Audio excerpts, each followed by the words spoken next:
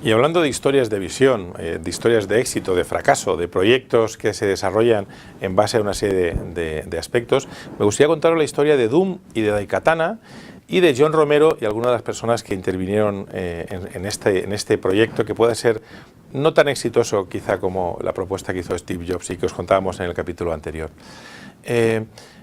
Doom era uno de los primeros juegos que tenía esta perspectiva, ¿no? Obviamente aquellas personas que estéis acostumbradas a ver los juegos de ahora, pues os llamará poco la atención, pero en aquellos momentos el sentirse en la visión del que iba disparando a los malvados monstruos, pues fue llamativo, y entonces hizo que ese juego, el Doom, tuviese bastante éxito, ¿no?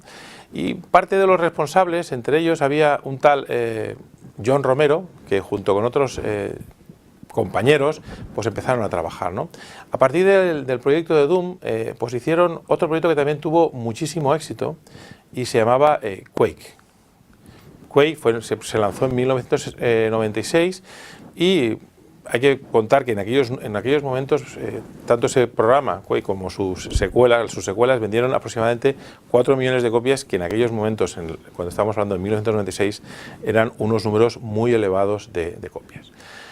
¿Qué es lo que volvimos, o qué es lo que nos gustaría volver a comentar, ¿no? Aspectos que tienen importancia cuando hablamos de éxito, ¿no? Si hablamos de la visión, yo pude haber tenido la visión de un videojuego con una perspectiva nueva, pero no podemos olvidar otros aspectos como son los recursos, la planificación y obviamente las características del producto. Vamos a quedarnos con esos recursos que son necesarios para poder desarrollar un proyecto de cualquier tipo. Nosotros nos centramos mucho en los proyectos tecnológicos, pero vamos a hablar de lo que es el equipo, lo que es el tiempo, la tecnología, las funcionalidades que debe tener nuestro proyecto y obviamente algo que no se puede escapar nunca, que es el dinero, ¿vale? John Romero, es decir, en un momento determinado abandona la compañía porque se considera que quiere desarrollarse con un nuevo proyecto que va a llamar Daikatana, y él empieza a valorar que si Quake, que fue su anterior éxito, había sido desarrollado en 6 meses por un equipo experimentado de 9 personas, pues él podía pensar que, aunque su juego era más complejo que el anterior, pues con un equipo de 8 personas podía finalizarlo en poco más de tiempo, en 7 meses, ¿no? Porque tenía un objetivo, que es el objetivo de muchos de los videojuegos, que son las campañas navideñas, que es el momento donde más juegos se venden. Obviamente estamos hablando de 9 personas Quake, 6 meses, y Daikatana, pues en principio 8 personas, 7 meses, más o menos se puede entender razonable. Pero lo que no podemos olvidar es que no es lo mismo un programador experimentado, que tiene muchísimas líneas de programación realizadas ya, que un programador novel, como son los que fichó en principio John Romero para su proyecto, ¿no?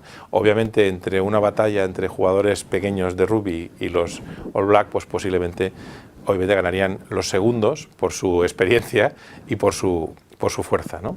Otro de los aspectos también que tienen bastante importancia es el concepto de la tecnología, ¿no? Muchas veces nos da miedo cambiar de tecnología, porque ya conocemos una determinada tecnología, y cuando surge una nueva, pues no sabemos si cambiar, porque cambiamos a un nuevo modelo que desconocemos en parte, aunque sea más potente, ¿no?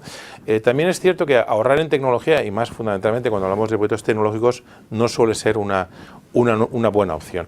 Obviamente, y es una cosa que tampoco hay que olvidar, cuando cambia de tecnología, también tienes que valorar lo que este cambio de tecnología te va a suponer en tu desarrollo del proyecto, porque cambio de tecnología posiblemente puedas generar un mejor producto, pero hasta que aprendas a manejarla, pues también va a repercutir inevitablemente en tu planificación. Con lo cual, ¿qué es lo que le ocurrió a John Romero y su equipo? Pues que empezaron a desarrollar Daikatana con el motor de Quake 1, como se fueron retrasando, vieron que su competencia había lanzado el motor de Quake 2, que era en principio mucho mejor. ¿Qué es lo que hicieron? Pues en principio lo que pensaron es que compraron ese motor de Quake 2 y dijeron que bueno, pues iban a desarrollar con Quake 1 y en el último momento iban a cambiar, ¿no? Pero lo que ocurrió es que no planificaron la incidencia que tendría ese cambio de un motor al otro, no lo hicieron y no habían llegado a la campaña de Navidad de 1997, tampoco llegaron a la campaña de Navidad de 1998.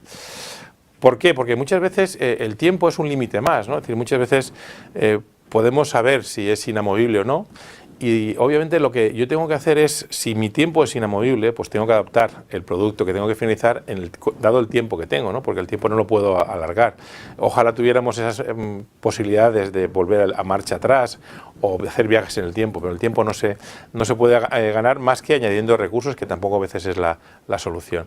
Con lo cual, muchas veces podemos modificar los plazos de entrega, ¿no? Lo que no podemos modificar es el tiempo y el coste, ¿no? Porque si incrementamos los plazos de entrega, pues posiblemente los costes del producto final se van a incrementar de forma también notable.